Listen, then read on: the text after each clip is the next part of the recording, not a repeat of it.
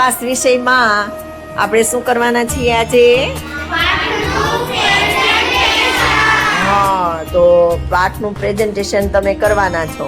તો પ્રેઝન્ટેશનમાં તમે શું કર્યું છે? કયો પ્રોજેક્ટ કર્યો છે? હા, એકમ અમે ગુજરાતી. તો એમાં તમને અમે ગુજરાતીના એકમની વહેંચણી કરેલી છે. એમાં આપણે કેટલા ગ્રુપ પાડ્યા હતા? હા, સરસ. 5 ગ્રુપ પાડ્યા હતા. તો એમાં આપણે ગુજરાત રાજ્યના કયા કયા ગ્રુપ છે?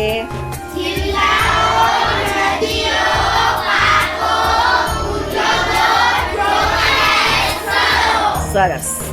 તો આપણે બધાએ અત્યારે જે કાંઈ પ્રેઝન્ટેશનમાં તમે શું બનાવ્યું છે બીજું વિશેષ કરવાના છો?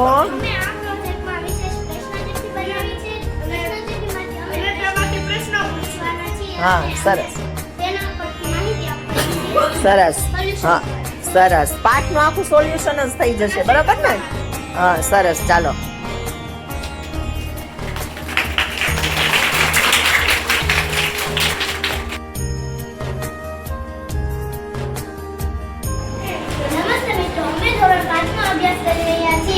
આજે વિષય આસપાસ પાઠ 23 અમે ગુજરાતીનો અમે ચાર્ટ બનાવ્યો છે. એમાં ગુજરાત રાજ્યની જિલ્લાઓ અને કયા જિલ્લામાં કઈ નદી આવેલી છે તેનો ચાર્ટ બનાવ્યો છે. અમે 5 બહેનો થઈને ચાર્ટ બનાવ્યો છે. અમે 5 બહેનો મારા નામ ભણિયા પ્રિયાંશીબેન ધરમસિંહભાઈ છે. પિન્ટુબેન પ્રવીણભાઈ છે. મારું નામ પરમાર નંદનીબેન રમેશભાઈ છે. મારું નામ શ્રીયાસ દત્તા ધરમસિંહભાઈ છે. મારું નામ ગોપટાણી મીરબેન રતુભાઈ છે.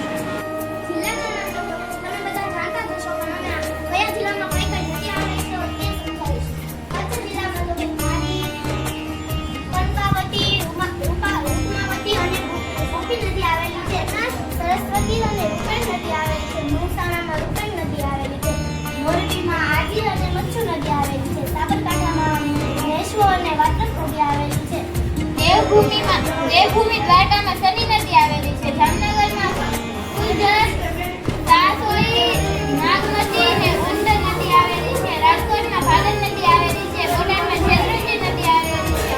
જૂનાગઢમાં આઝાદ નદી આવેલી છે. અમરેલીમાં શેત્રુંજી અને માલણ અને રાધનવાડી નદી આવેલી છે. પાનવ નદી આવેલી છે.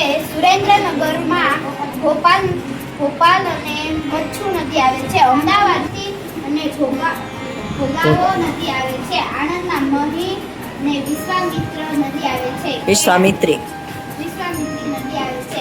ખેડામાં મહોર અને એઠી નદી આવેલી છે. ગાંધીનગરમાં સાબરમતી નદી આવેલી છે. મેસકો અને વાત્રક નદી આવેલી છે. મહીસાગરમાં પાનવ અને મહી નદી આવેલ છે. દાહોદમાં પાનવ નદી આવેલ છે. વડોદરામાં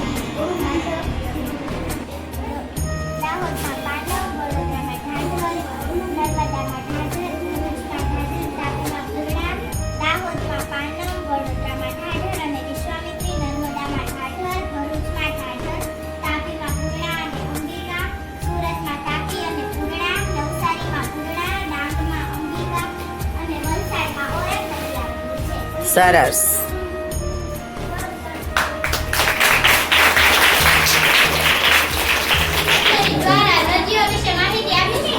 સરસ.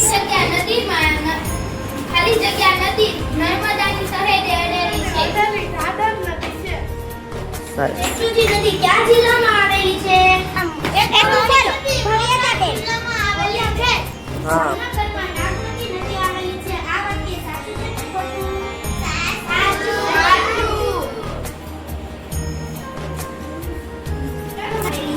ફરીથી બોલો.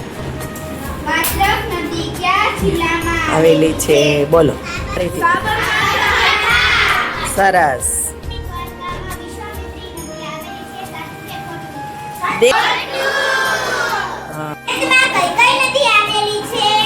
આણંદમાં કઈ કઈ નદી આવેલી છે?